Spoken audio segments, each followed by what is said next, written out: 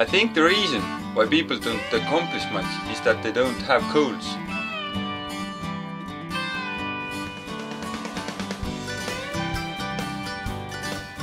We are here to talk about valuing the future.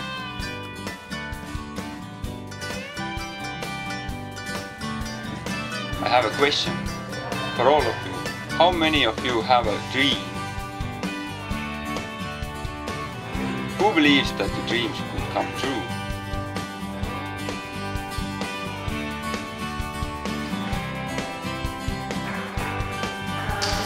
Sooritan kõigepealt bioloogia eksami, siis ma lähen keskkonnakaitset edasi õppima ja loomulikult ühinen Greenpeace'iga.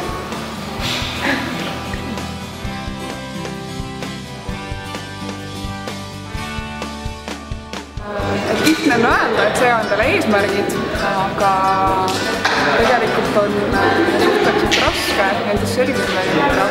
Minu arust Eesti noored üldse unistavad väga vähe ja hästi väiksed, et seavad endale niisugused piirid ette, et nad ei julge mõeldagi, et ma võin kunagi ka seal kuskil mingi tippteadlane või keegi olla. Paljud noored said tõestust, et tuleb oma unistustesse uskuda ja nende suunas liikuda ja see tänane seminar andis nendele selleks tuge.